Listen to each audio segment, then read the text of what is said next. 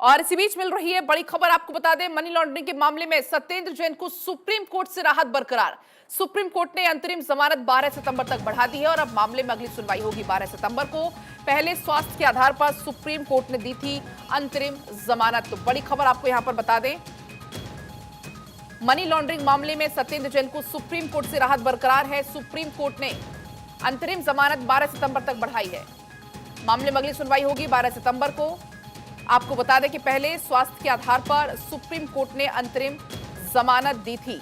तो काफी लंबे वक्त से सत्येंद्र जैन जेल में बंद हैं और उनकी जो स्वास्थ्य का हवाला देते हुए उनको राहत मिली थी और इस राहत को बरकरार रखा गया है। मनी लॉन्ड्रिंग के मामले में सत्येंद्र जैन को फिलहाल राहत है। मनी लॉन्ड्रिंग के मामले में बड़ी जानकारी आपको यहां पर दे दें और अब अगली सुनवाई होगी 12 सितंबर को।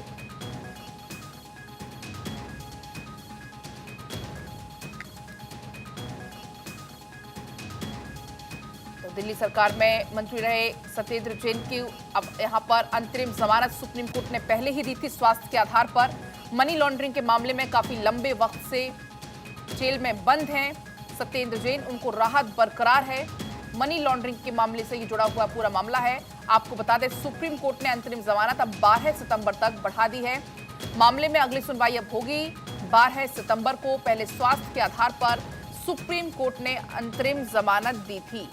तमाम जानकारी के साथ हमारे संवाददाता सुमित जुड़ गए हैं। सुमित, मनी लॉन्ड्रिंग के मामले में सत्येंद्र जैन को सुप्रीम कोर्ट से राहत बरकरार है। जी बिल्कुल, देखिए आज इस पूरे मसले को लेकर सुनवाई होनी थी, लेकिन जो सुप्रीम कोर्ट के जो बेंच थी जस्टिस पीके मिश्रा, उन्होंने सत्येंद्र जैन की अंतिम जमानत याचिका पर सुनवाई से खुद को अलग कर लिया है, जिसके चलते मामले की सुनवाई जो है वो 12 सितंबर के लिए टल गई है।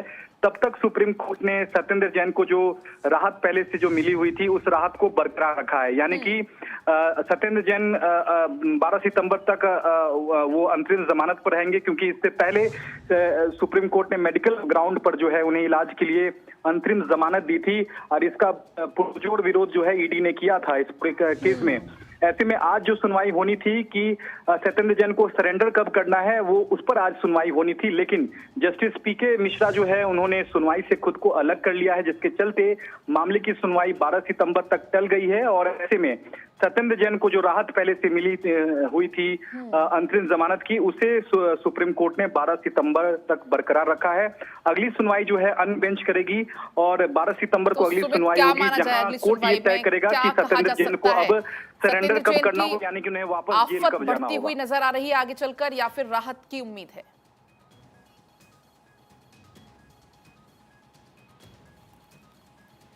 सुमित, देखिए इस पूरे केस में सत्येंद्र जैन का जो इलाज है वो लगभग कंप्लीट हो चुका है और ऐसे में अगली सुनवाई में सत्येंद्र जैन को जेल भेजने का आदेश दिया जा सकता है कोर्ट की ओर से, क्योंकि इससे पहले मनी लॉन्ड्रिंग के मामले में जब ईडी ने विरोध किया था और ईडी ने कहा था कि इलाज उनका हो चुका है, ऐसे में अब उन्हें अंतिम जमानत की जो अवधि है वो अब समाप्त कर देनी चाहिए।